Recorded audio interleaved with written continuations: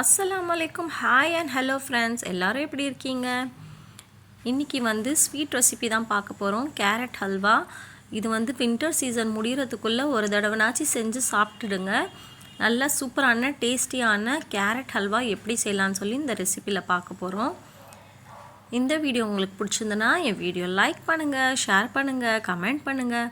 என் channel subscribe பண்ணாதவங்களாம் subscribe பண்ணிக்கோங்க. வாங்க வீடியோக்குள்ளே போகலாம். நான் 1.5 கிலோ அளவு கேரட் எடுத்திருக்கேன். இது நல்லா வாஷ் பண்ணிவிட்டு தோல் சீவி எடுத்துக்கலாம். இது எல்லாமே நாம் ஃபஸ்ட்டு நல்லா தோல் சீவிக்கலாம். தோல் சீவி எடுத்த உடனே இப்போ நாம் துருவிக்கலாம். நல்லா துருவி வச்சுக்கலாம். துருவிட்டு இப்போ ஒரு குக்கர் எடுத்துக்கலாம். ஒரு குக்கரில் நான் நெய் ஆட் பண்ண போகிறேன். நெய் ஒரு 4 ஸ்பூன் அளவுக்கு நெய் ஆட் பண்ணிக்கோங்க. இது கூட துருவி வச்ச கேரட் ஆட் பண்ணிக்கலாம். துருவி வச்ச கேரட் ஆட் பண்ணிட்டு இது நல்லா ஒரு தடவை நெய்யில் மிக்ஸ் பண்ணிக்கோங்க.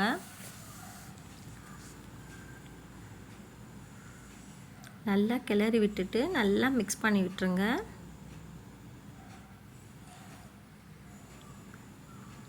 மிக்ஸ் பண்ணிவிட்டு நான் இதில் பால் காய்ச்சி ஆற வச்ச பால் இதில் ஆட் பண்ணிக்கிறேன். நான் 3/4 லிட்டர் பால் தான் எனக்கு தேவைப்பட்டது. 3/4 லிட்டர் பால் இதில் ஆட் பண்ணிக்கிட்டேன்.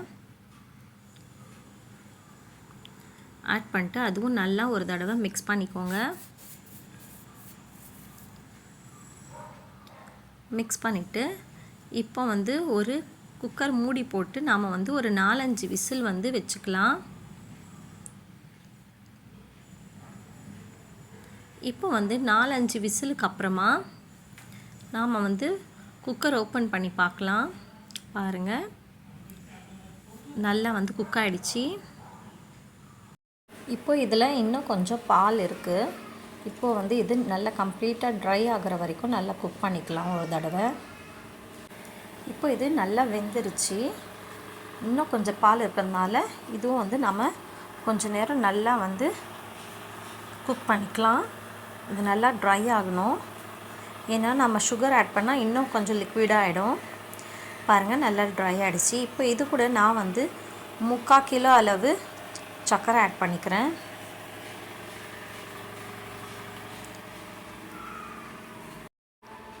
இப்போ இது நல்லா ஒரு தடவை நல்லா மிக்ஸ் பண்ணிக்கலாம். சுகர் 3/4 கிலோ சுகர் ஆட் பண்ணிவிட்டு நல்லா மிக்ஸ் பண்ணிவிட்டு இந்த சுகர் நல்லா மெல்ட் ஆகணும். அது வரைக்கும் நல்லா குக் பண்ணிக்கலாம். இந்த சுகரோட பச்சை வாசனை போகிற வரைக்கும் நல்லா குக் பண்ணிக்கோங்க. பாருங்கள், நல்லா மிக்ஸ் பண்ணியாச்சு. இப்போ இது ஒரு 5 to 10 மினிட்ஸ் குக் பண்ணிக்கோங்க. ஸ்லோ ஃப்ளேமில் வச்சு குக் பண்ணிக்கோங்க. பாருங்கள், நல்லா ட்ரை ஆகிடுச்சு.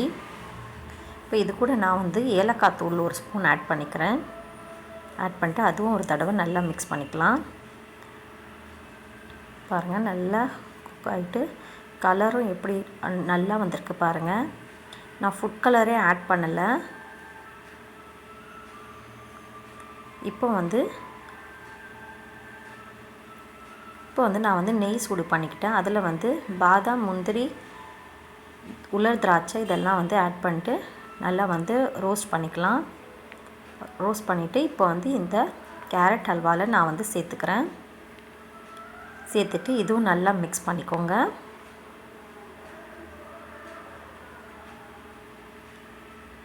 நல்லா மிக்ஸ் பண்ணிவிட்டு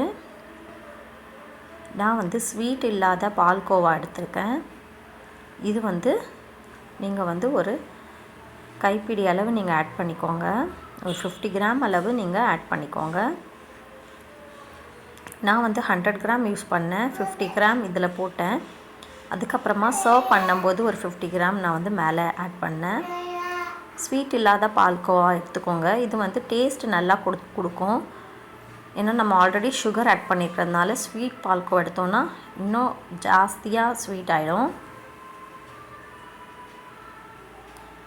அவ்வளோதான் ஃப்ரெண்ட்ஸ், நீங்கள் வந்து இந்த மாதிரி கேரட் ஹல்வா இந்த வின்டர் சீசன் முடிகிறதுக்குள்ளே ஒரு தடவைனாச்சும் செஞ்சு சாப்பிட்டு பாருங்கள். டேஸ்ட் எப்படி வந்திருக்குன்னு சொல்லி எனக்கு கமெண்ட்டில் சொல்லுங்கள். இந்த ரெசிபி உங்களுக்கு எல்லாருக்கும் பிடிச்சிருந்தனா என் வீடியோ லைக் பண்ணுங்கள், ஷேர் பண்ணுங்கள், கமெண்ட் பண்ணுங்கள். என் சேனல் சப்ஸ்கிரைப் பண்ணாதவங்களாம் சப்ஸ்கிரைப் பண்ணிக்கோங்க. தேங்க்யூ.